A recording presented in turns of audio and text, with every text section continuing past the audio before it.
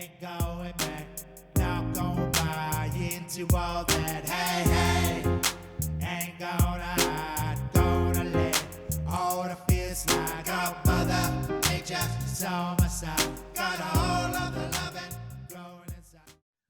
Hello, everyone. Welcome once again to the new now. I'm delighted to have my friend Campbell from Auto Didactic and Spiral Up and all kinds of other lovely things. Today, we're going to continue our conversation on manliness, let's say. And, we've discussed a few times on what it means to be a man, but I feel we'll point it back to ourselves this time. We've figured out, there's all kinds of theories and ideas out there, but let's say how I became a man. We're going to title that one, or how we became men, since there's two of us here talking. And Campbell, thank you so much for being here again today. Thanks for having me. Yes, always fun. And good topic that needs to be talked about, and hopefully we can put a bit of a different spin on it and give a bit of a different perspective than what's sort of the main kind of narrative that's been put out there. I would think so. I mean, we were talking a bit before we started recording here on, what's being put out these days on, manliness being put to one side or maleness being attacked. And, then the opposite is being, let's say, exposed. We would think, or I would think, as the negative side of being a man, like rawr, like you said, a manly man that goes out and, kills people and eats steaks and puts his woman in his place and all those silly things that get put on the other side. Let's say a lot of what was put on TV maybe in the 70s and 80s, that kind of manliness. And then it goes to the other side where they're trying to make men weak. What do you think about what's going on these days in relation to that? Yeah, I mean, obviously we are at, this has taken decades to get men and women to where they are. If you look at, the history of TV, we started off in the 60s and it was all family oriented shows. We went through the 80s, and in the 90s, we hit the sort of Seinfeld era and the Friends, and suddenly it was all singles, no kids. And then we went to Modern Family, and it's all, gay couples and transgenders and all this weird stuff, and no one's married. So this is, been programming. So definitely, men we're going to talk about, but women as well. But just being male and male attributes and males wanting to just act like males has been attacked, and we're now being told it's wrong and it's white privilege and all this. And the reaction I'm seeing, and there definitely needs to be a reaction, and kudos to everyone who's out there talking, but I think we also need more than one perspective, because we tend to be just getting this, be an alpha, go to the gym, eat your steak, rah, rah, rah. And there's nothing wrong with that if you're an alpha, but not everyone's an alpha. Alphas, are a small percentage of the main population. And so I think that, if that's all you're saying, then that can be harmful, because if you're not that kind of guy that's going to go out and go rah, rah, rah and hit the gym and, play sport and, jump up and down and all this kind of stuff, then where do you go? Because, I mean, does that mean you're not a man? I mean, of course it doesn't. We're all different. We all have different ways to show our, our male energy, our masculinity. Hopefully I think we can offer a different perspective, because we definitely need the alphas, but we definitely need everyone, and all males have their, their point of view and their perspective to contribute. That's what we need. I found, I agree very much with what you're saying. And it seems to me a lot of what, the distractions of the day, whether it's, how to become a better man or how to become a better woman or who should be number one or who should be number two, they're all always pointed on the outside, right?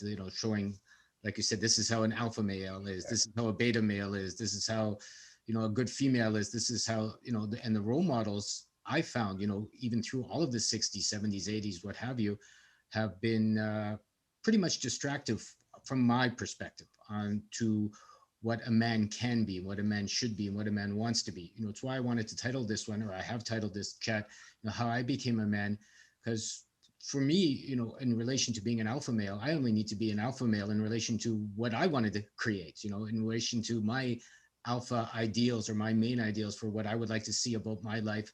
I feel we're all very different, right? I mean, there's all kinds of men and there's all kinds of women, and everyone's unique. Everyone has their own path. Cambell and I have talked about this Mm. before, but there being no rules to freedom or being alive or being creative in the ways that you want to be, because only you can decide for you what it is you need to do and how you would like to do your life. And how I became a man, and I'm going to put this down, is by deciding to make that exploration and to even have to uncover and figure out what it is I wanted to do in my life, what I wanted to create, where I wanted to go. Yeah, and that's one of the biggest problems is, like you said, when we were growing up, it was all, the A Team and Rambo and rah rah, get out there and kill people. The generation before us, it was cowboys and Indians, right? You went around with your gun and killed people. And so it was this big masculine thing. Obviously that started to change, but like you said, it's all this external thing. And so people tried to change the way they looked and acted, well, not even the way they acted, but the way that they were perceived, rather than actually changing themselves. And the reason is that people didn't want to go out and kill people. That's not what most males want to do. And even, as far as, getting in the gym and all this stuff, it's some males just don't want to do that. And that doesn't mean you're not a male. But that's, our one perspective. And so trying to fit into a perspective is actually taking you away from your own masculinity and from who you really are, because you're trying to fit into a mold, which means you're trying to change yourself. And so it's much more a process of, all right, this is all the information I've got. What am I going to do with it? Who am I inside? And it's life's an inner game, right? So it's all about figuring out, I guess, how you fit in, where's your place? How are you going to do things? Because like I said, not everyone's an alpha, and I'm not an alpha, and I'm proud of it, to tell you the truth. I wouldn't want to be, but I mean, this is because I'm not one. If I was one, then I would want to be one. And this is how it works. If you are who you are, then you want to be who you are. And we need the alphas. We need, and of course, alpha, it's just a label again, but I'll use them because it does obviously make us, you all know what an alpha is, and a beta. And the other thing is, betas, which is the problem. It's great if you're an alpha, but when you're a beta, it kind of makes you feel like you're second rung, like the alphas are above you, which isn't true. I mean, what would an alpha be with no people, with no staff? They'd be running around the jungle yelling at things and looking like a crazy person. So everyone has their role to play. It's not a ladder of this person above this person. It's, it's a level playing field, and we all have to contribute. And I think that's one thing as well that we need to understand, is everyone has their part. So everyone is as worthy as everyone else. It's not, you're the boss, you're great, you're the ideas man, because an ideas man is no good without people to put that idea into fruition and take it to market. It's just an idea. Also, I think, in relation to what we've been shared in our history, or told our history was, when you think alpha male, you see these nature shows, or you see the caveman guys, and the guy that's 3,000 pounds and 2 axes and standing at the door and beating the opposite dinosaurs away, or other monkey squad that's coming to take your women. And the perspective I found is and that's from the TV shows as well, and the wars and all of that, is that where are we? Who are we? What is an alpha male? I mean, Cambell said he wasn't an alpha male, but in my humble opinion, I'll disagree, in that, depending on the perspective on what you want to make for your community, you become an alpha male. I mean, if you're protecting your community from bad ideas, let's say, or bad fifth dimensional monsters, if you want to go there, or ideals from government or things like that, and then so you're protecting your community from these attacks, which I think are more insidious than I mean, you look out the window, we don't see too many 500-pound gorillas coming at you to take your wives these days, or to steal the bananas out of your kitchen, or to drag your children away and make them slaves in another country or another part of the world. It's more like what's coming in through the TV, what's coming in through the media, what's coming in through the your friends down the road that are more dangerous, if you're going to put that, than anything else. And who is standing up for the real, let's say, shall we say, dare I say, enemies that are coming for you and your consciousness and your life and your freedoms? And maybe humility is part of being a real alpha male, right? It's like, maybe understanding your weaknesses, being who you are, being who you need to be, understanding, where you need to get better, where you need to get, stronger, and where you need to let go of things as well. Maybe we can redefine what an alpha male is a little bit. Yes. Well, yeah, that's exactly what I was just thinking is, we have all these definitions and, so the reason that I would say that I'm not an alpha, and thank you for your kind words. The reason I would say that I'm not an alpha is I don't expect people to do anything for me. If I want to get something done, it's up to me, and I know people will come on board, and then it's up to them to come on board. Where I would say that an alpha is more someone who likes to direct people and likes to say, here's the plan, this is your job, you do this, you do this. And that's completely not my style at all. But saying that, it doesn't mean that I don't, recognize I've got some leadership qualities. I do recognize that for whatever reason, people, like what I say or whatever. But this is, I don't know if anyone's heard, I sent Lorenzo a couple of videos. They've put out another sort of class, which they're calling the Sigma male. And the Sigma male is, they describe it as an alpha.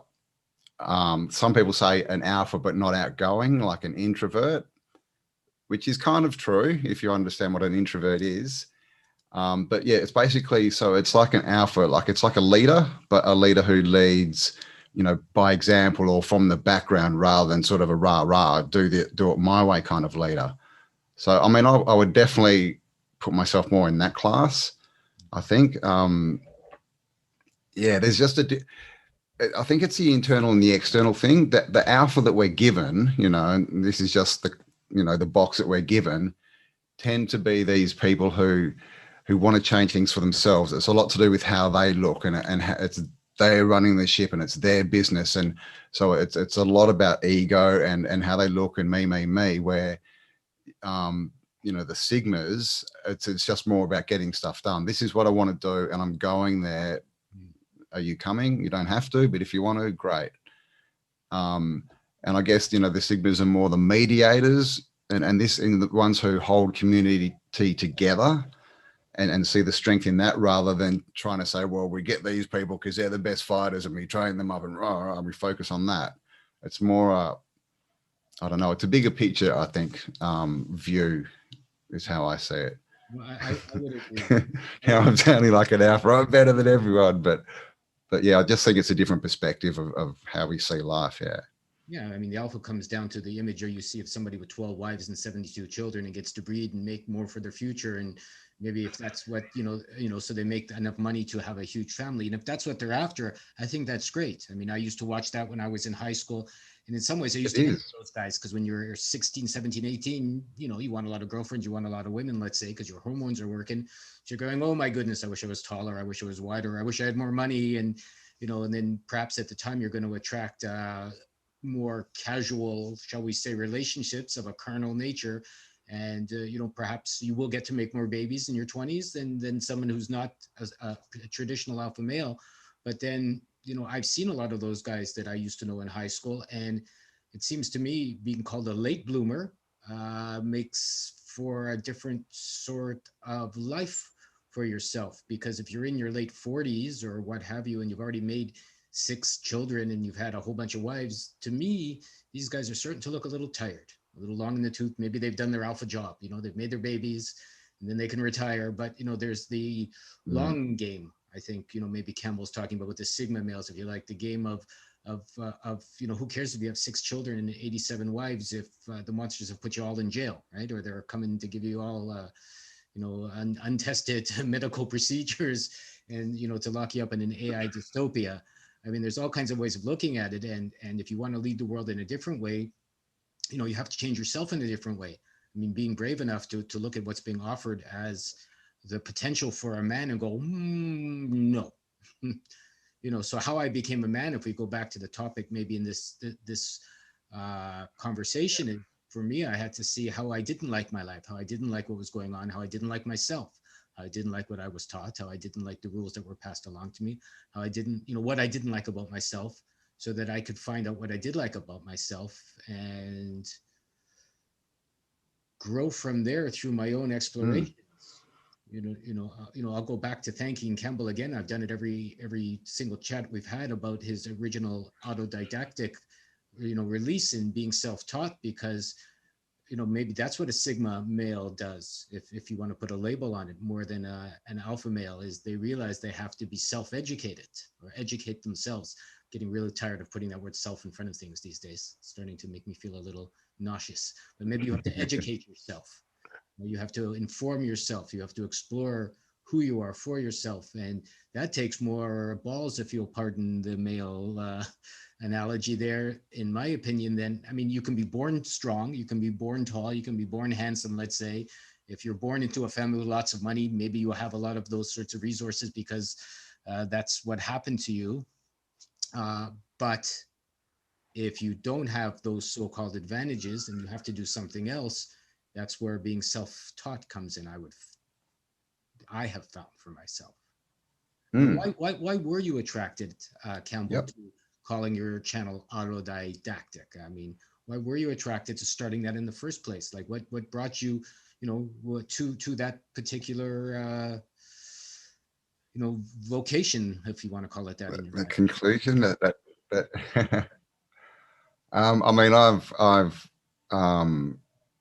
this is the thing. Like, I've always looked at the world and it's always not made sense to me. And, all these, role models, I understood quite early that they weren't me, and that I had no, willingness to change myself to become like them. So it's always been a thing of questioning the narrative, questioning why is this? And of course, when you question, you start looking for answers. So I've pretty much done that my whole life.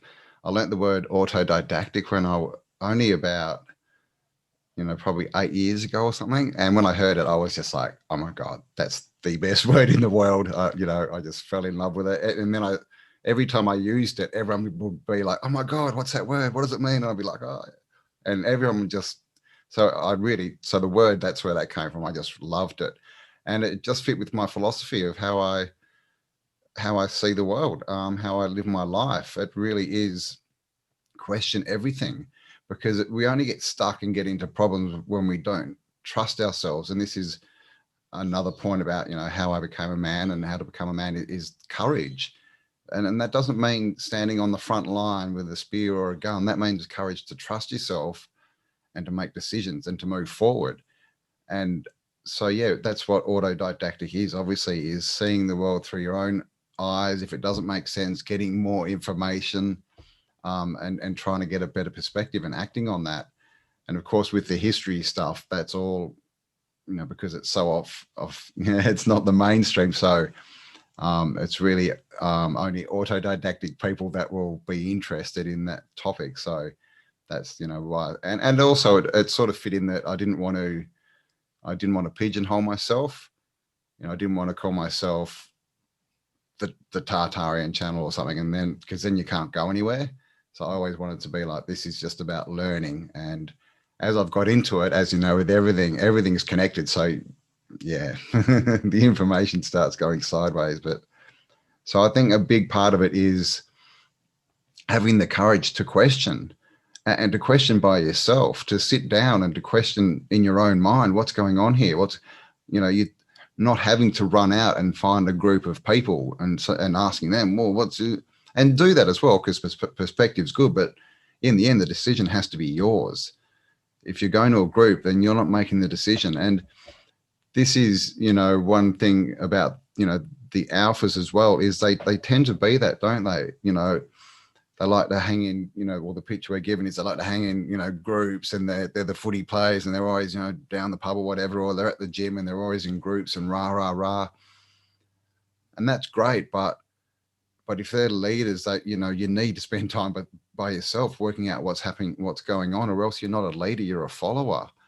And so I think that there's a lot of alphas that aren't really alphas, but they're building, this is why we see all these, dudes walking around with, jacked up muscles and covered in tattoos. And it's all about how they look. Look at me. This is why I'm a man, because I've got big pectoral muscles and tattoos. It's, and that's cool, and we need, like I said, we need, if it comes to war and that, we need these people, we need, but that's not it comes back to, not everyone's an alpha, and not everyone should be an alpha. And so it's all about finding out who you are and living into that and being the best of what you are, using your gifts the best way they can be. If you enjoy gardening and that's one of your best skills, and you can just grow plants magically, that's an amazing skill. It doesn't make you any, better or worse than someone who's, running a business, or who's producing, or who's doing whatever. Everyone's part of the puzzle. Together we're strong, divided we're weak is, really important to come together, really important to see, who you are and what you have to offer. Really important to understand, perhaps, maybe that's why people like Cambell and others that watch his channel and some of the other related channels I've seen are, in my opinion, a lot stronger, because you've had to develop your own root system, right? You've had to develop your own base. It wasn't given to you. And if a base is given to you, like let's say from an alpha perspective, it's easy for it to be taken away. Like something given can be taken away, right? It seems to me that's the case, right? Someone gives you money, they can take it away. Someone gives you a job, they can take it away. Someone gives you status, it can be taken away. You develop things for yourself. You want to call it Sigma male, you can, call it what you like, and you've given it to yourself, and that's it, right? And no one can take it away. They can take your life away perhaps, but they can't take what you've given yourself away. And that's something that once you earn it and develop it and put it inside you, is there forever. And in my opinion, you make the life from how you are, not who you are or what you're sharing or your pectoral muscles or your tattoos or your bank account. I mean, from those, you can only buy things or show things that are given to you. Like you have big muscles, you can have the adoration of ladies. Let's say you can have other guys going, oh my goodness, he's so strong, I'm going to go hide over here. Or you can maybe get a job and make more money. But all of that, the ladies, you become ugly one day or old, they're not there anymore. The money system changes as people are watching right now. It's not valued anymore. Popularity is very fickle. Anybody that knows any, so-called celebrity that's been popular one day and lost it the next, Pee Wee Herman comes to mind, one of my fellow, comedians I liked, for whatever reason, popular, then supposedly he does something unpopular, let's say, and then he's not the next day and it gets taken away. But what I'm developing for myself, my own direction, my own studiousness in who I am and how I am, my own desires to share what I'm doing, whether it's growing plants, as Cambell mentioned, which I like doing, or my art, or sharing how to be free, which is really my passion for myself, and then I get to share it with people. That can't be taken away. Never, ever, ever. No one can ever come. I can only give it away or drop it or decide I want to change it. But to me, that's true strength. Is you don't need anyone to tell you you're right or wrong. You go, you figure it out for yourself. You do some actions. You see about the consequences, whether they are something you like or dislike. That's what I found for myself. And, then you go from there. If you like it, do more. If you don't like it, do less. But you're not kind of going, did they think that's okay? What do you think about that, right? Did that get me more money? Did the girl look at me when I wore, this shirt as opposed to that shirt? Is this party a good one to be at for what I want to do to advance my career? It's more, all right, feels good to me, let's go. Yeah. Don't take life so seriously. It's just life. Like, seriously. And like you said, if you build, the physical, the body and the cars and that, they all age and go away. We know this. Arnold Schwarzenegger is no longer Mr. Universe. And obviously he's done other things, but if that's all he was and he lost that body, then apart from the fact that he'd lose his income, you lose. If that's your image and you lose it, then you literally lose your self-image. You lose who you are. If you spend all your time building this facade and it gets stripped away, then there's literally nothing left. And we see this all the time with older people who are just these dejected people, and you see their eyes and you just know the story. you know, that they've realized that they spent all their life and trying to impress other people and no one cared. And then they hit a point where they went, oh, I should have just been trying to impress myself. And that's really the deal, guys. You know, everything should be turned inward and everything's a lesson. Everyone's a teacher. And another big thing is the past, you know. Guys, we all make mistakes. It's just life. You're supposed to make mistakes because they're not mistakes. They're mistakes. Just like in the movie with the clapperboard. Take one, forget it. If you stuff it up, take two, take three, take 100. Do it until you get it right. They're just mistakes. And this is how they, you know, they trick us and they say, oh, look, you know, you can't take it to heaven. You know, when you die, it all gets left behind. But then they pump us constantly with get the newest car, make more money, look better, blah, blah, blah. And so they give us one message and then on the telly, they're giving us another. But the truth is you can't take it with you. You know, you can't, you know, who cares? The one who dies with the most doesn't win. They pretty much get looked on as a bit of an asshole. And why didn't you do more if you had all those resources? So, you know, how do you want to be remembered? Because that's all that you are in the end. You know, as far as your life here on earth is, when it's all over, you're just a memory, and people will just remember your deeds, good or bad. So if you look at the long game as well, you know, who do you really want to be remembered? Who do you want your grandkids to see you as? You know, someone who went and, you know, oh, yeah, my granddad, he worked for a corporation and he got promoted 4 times and he earned more money than most people. Do you really think they're going to talk about that? They don't know. They're going to talk about, you know, the granddad who told them stories and who loved them and who taught them lessons and who went out and went hiking with them and taught them how to become men. You know, that's what lasts. That's, you know, nothing else lasts. So why put, what are you going to put your energy into is the question. I mean, even the interactions, you know, as Campbell said, you have a real life relationship with somebody, you have a real effect or influence on them, and that can never go anywhere because you've met someone, you've had a relationship, you've had an experience or 20, and, you know, good, bad, ugly, or fantastic.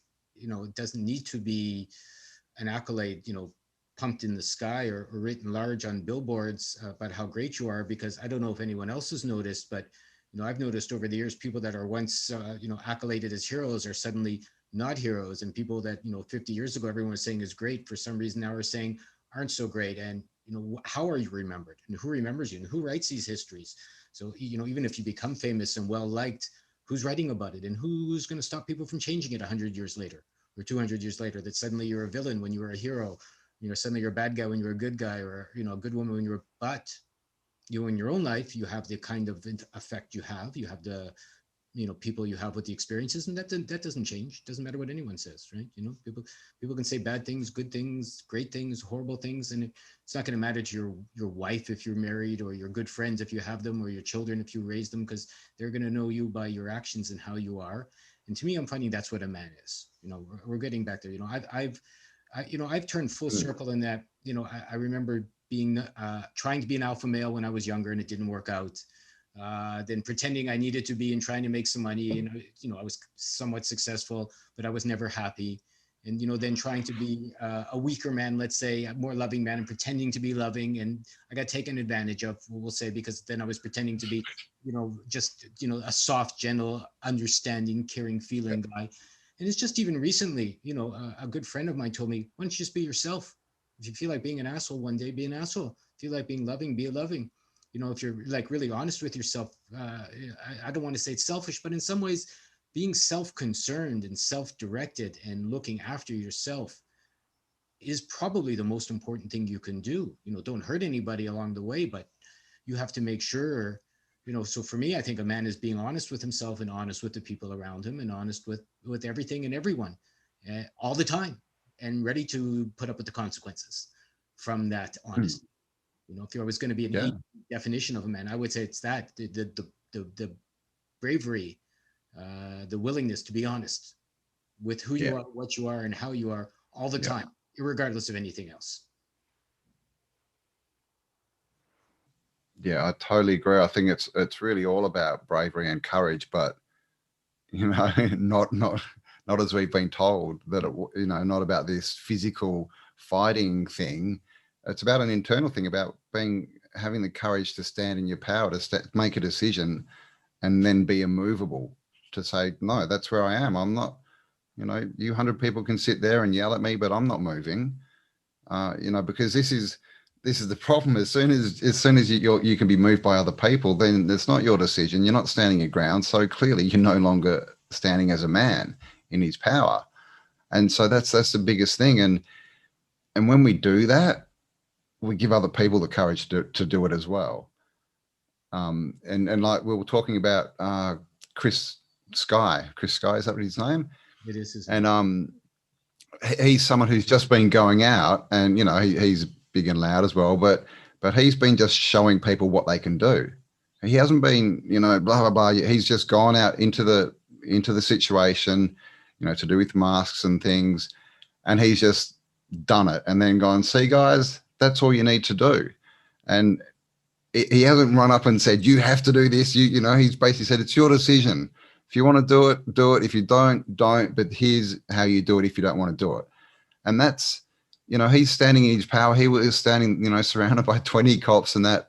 But because he'd made a decision, he had obviously it's got to be based on information. If you just walk out there, that's an opinion.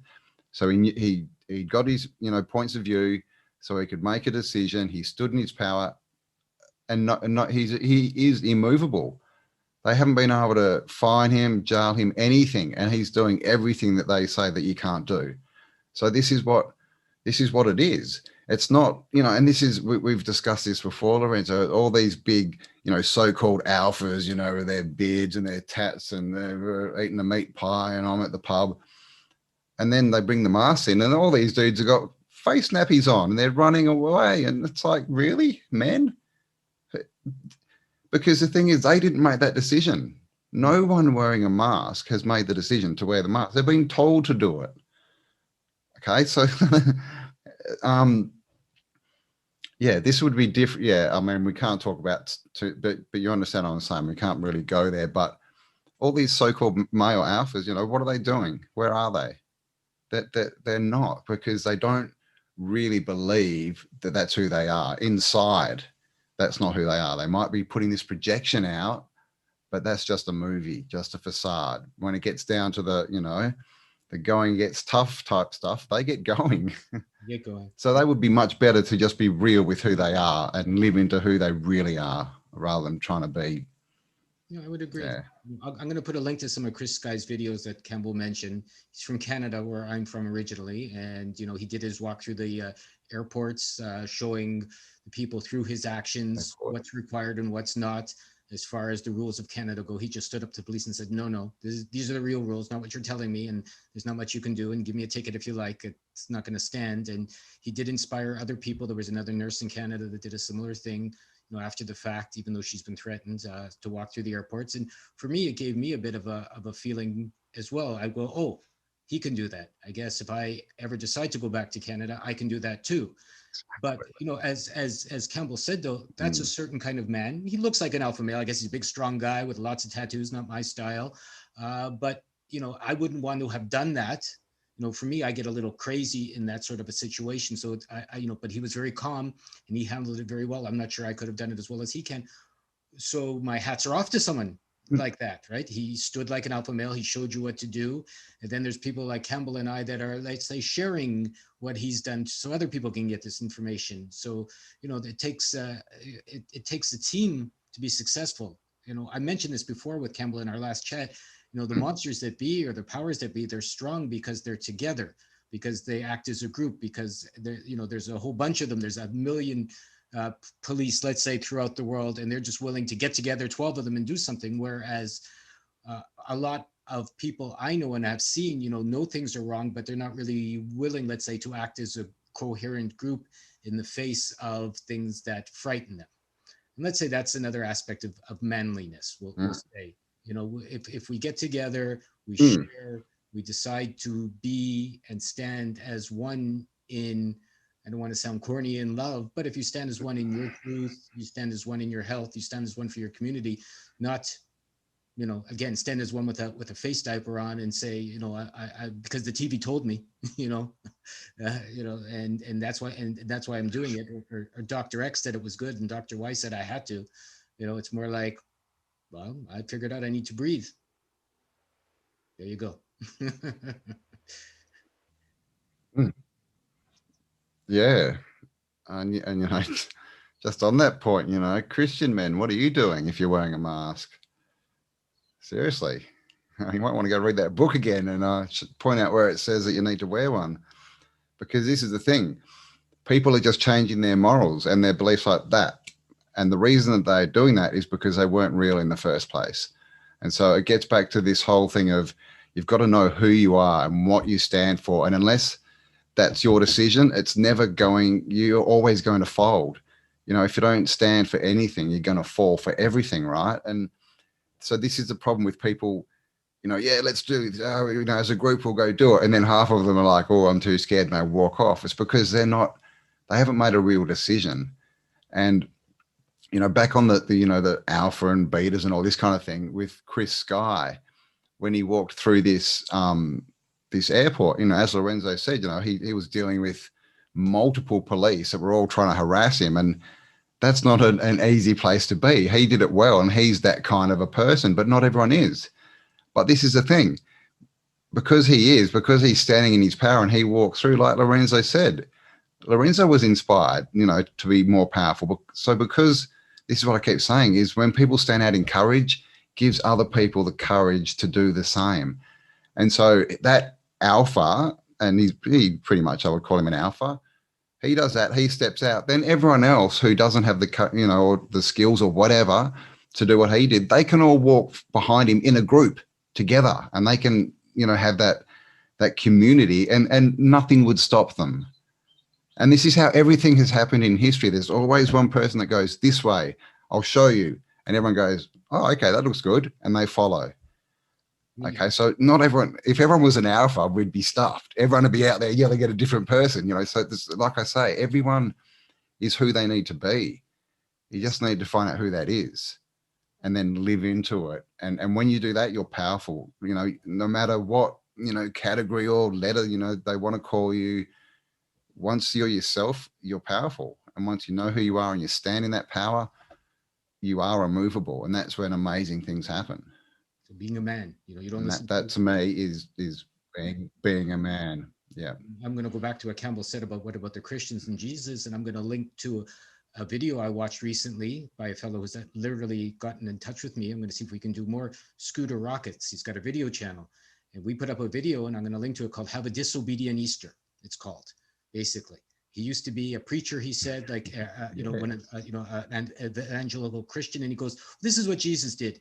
Didn't listen to rules. He'd be thrown in jail today. You know, he basically did everything against the rules and laws of the day, to the point where he would be called a terrorist today, and people would be trying to lock him up, give him a vaccine, and put a mask on him, and there you go." You know, this video shares it better than I just did, but he did. Right? 10 ways Jesus was disobedient and did not listen to the rules of the day, the powers of the day, the system of the day, none of that garbage.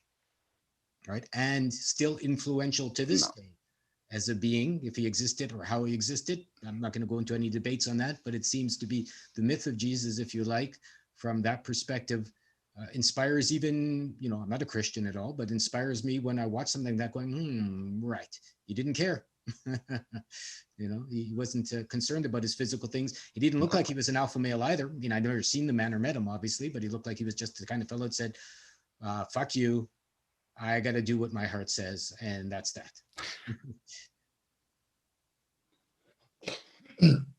Exactly.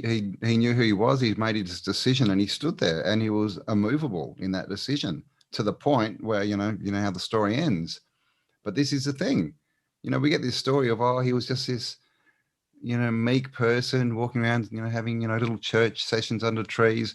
No, he was the dude who ran into the temple, yelled at everyone, flipped over all the money changers' tables, told them to get out, went into the high priest's room and called them a den of vipers. This is who Jesus. So And it's not because he was aggressive or an alpha. It's just because he was standing in his power and he knew that they were wrong and he wasn't going to be changed. And as Lorenzo said, we speak about him all these years later. So, and again, with Jesus, whatever you believe is fine, but it's the story of what he did and who he was that's important. You know, this whole Jesus thing, and I'm not a part of any religion, but as far as Jesus, I see Jesus as someone that you find out who they are, what their traits and morals were, and you try to be like that. It's got nothing to do with going to a building or reading a book or whatever. It's actually trying to act like Jesus acted. Help the poor, help the meek, be loving. You know, it's like I always say, I know all these Christians and they go to church on Sunday and they dress up and everything, but I've never seen any of them with homeless people in their house, ever. Never. Why aren't they feeding and home and housing the homeless if they're trying to be like Jesus? They're not. They're putting on a facade because it's not who they really are, which is a shame. But it all comes back to the same thing. It's find out who you are and be that person, because you can't be anyone else. You just can't. Not well, anyway. And who knows, you have to act and see. And also, who knows how Jesus really ended? There's this small town village here in Japan. Supposedly, they say Jesus snuck out after his so-called, whatever they're calling it at the time, and lived to a good old age. And I've heard about a few villages like Ethiopia. There's one in Japan. There's one somewhere in Turkey, I think. So the story that gets passed down is France as well, yeah. France. So if you listen, then they're going to kill you. Maybe that could be a little more disinformation that's been passed down over the years as well, that you'll get your way, but they'll kill you in the end. So it makes you afraid to kind of try and stand up. But who knows what's going to happen? Maybe you won't die. Maybe some 12 people will sneak you away and you'll live happily incognito in a beautiful place for the rest of your life. Like anything's possible. I think the powers that be always say you have to listen to us. You'll end up in jail. We'll kill you. The bottom line is it's all hearsay unless you've had your own experiences. What do you want to believe? Yeah. All this stuff about death and all that. I mean, really, I think left to our own devices without the idiot box and the MSN, I don't think that we would think, oh, this is life, and then it just all ends and goes black and we forget everything. I don't think we would. I definitely didn't come to that conclusion. This is all put on us. But I mean, even if that's true and you've only got one life and then it all blacks out, which I don't believe, why wouldn't you just want to be remembered? Why wouldn't you want to live the best life you could? Why would you want to bow down? I mean, it's better to die on your feet than to live on your knees, right? Who wants to live as a slave, But I mean, when you see the big picture and you understand this is just a little learning, just a little fragment of who we really are, then more to the point, why would you bow down to anyone? Why wouldn't you want to be remembered? Because clearly we're here to make change. We're here to make this place better. So why wouldn't you, who wants to be that 70-year-old person, 80-year-old person lying in a bed, lost their physical, prowess and everything, and just thinking, if only. I mean, to me, that's my nightmare. That's the worst thing in the world, that I could imagine. I mean, I'm finding from my own path, I'm getting stronger as I get older. I'm getting more energy as I get older. My eyesight, definitely, I used to wear glasses, is getting clearer because I've read a book one day that was written in the 1920s, you can fix your eyes. My optometrist told me, I got angry with me. I remember I was sitting in an optometrist shop a long time ago in Toronto. I said, I read a book that you can actually fix your eyes. And he went crazy on my head, yelling me, calling me, almost practically foaming at the mouth. And I, being who I am, I said, oh, there must be something there.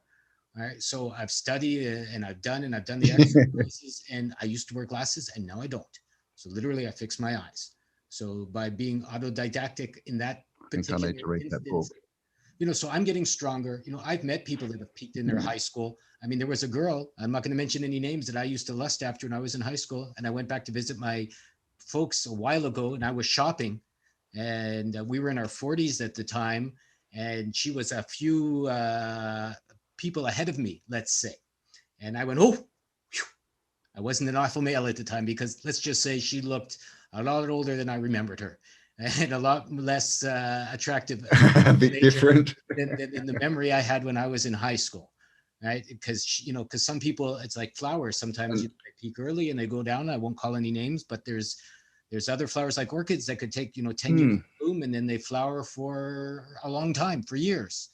So it depends on the type of person you are as well. yeah. I mean, you can burn your Well, energy out. again, I think that's all to do with. I think it's to do with being who you are. Yes. Because we see so many people, like you said, who are the popular kids and the good looking kids in high school. You see them 10, 15 years after high school, and that ain't the same person. And it's like they've been putting all this energy into holding this facade, and then they get to a point they just go, because they can't hold it anymore. And we've all seen what hair looks like. It's like, what happened to you? But if they'd just been who they were and lived into themselves and their own powers, they'd be still, whatever, strong, good looking, beautiful, smart in their own way.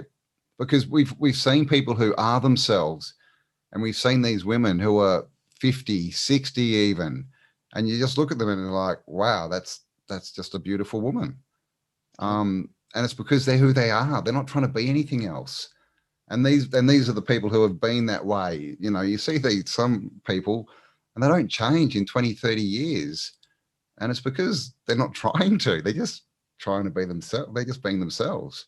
I would agree. If Yeah. you're yourself, you keep your energy, you don't put it out as a facade, you put it inside, you grow strong with it, you make your choices, figure out how to fertilize your life through the many mistakes, as Campbell said. Fertilizer stinks, right? That's what grows nice roses, though. That's what grows good flowers. So, you fertilize yourself through your mistakes, fantastic. You only grow stronger after the fact. Who hasn't been stinky? I can put my hand up, put both hands up. Exactly. Made so many mistakes, it's ridiculous. Been so stupid even last week, it's ridiculous. Been so full of myself, almost angry. It's just outrageous how many times I've been wrong. If I started to count, I don't think I can count that high, and I'm pretty good with math. But on the other hand, as I'm sitting here now, I get to become good friends with Campbell and many people like that, and lots of other lovely people that I probably wouldn't have if I'd stood with my facade. And it gives me the opportunity to be a part of this community of self-directed, alternative. And I only want to say alternative because the world is so silly. So you need to be alternative to be smart these days. But, alternative thinkers of a positive nature. Positive, I mean, freedom loving beings that are looking to free themselves and to help others through their examples. To me, there you go. That's a good definition of a man. Definitely. Another one, if you like. Definitely. Sounds good. All right. So yeah, just on a final note, guys, get out there and make as many mistakes as you can. Yeah.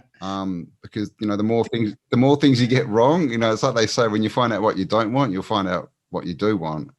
So when you find out what you're not, or who you aren't by all these mistakes, then you'll find out who you are. You'll find out where the right trail is. Just remember, they're just mistakes. Thanks. Just mistakes in a movie. That's it. I'll leave it with this to all of you who have watched us and maybe Right. want to talk with Campbell or talk with me and have an idea and would like to share, but haven't been invited onto one of these meetings or just haven't been daring enough. The New Now Agora is going to have its first event, May 28th to 29th. We finally have a firm date. It's only going to be 4 hours a day. We're going to try and figure out a time that's good for everyone.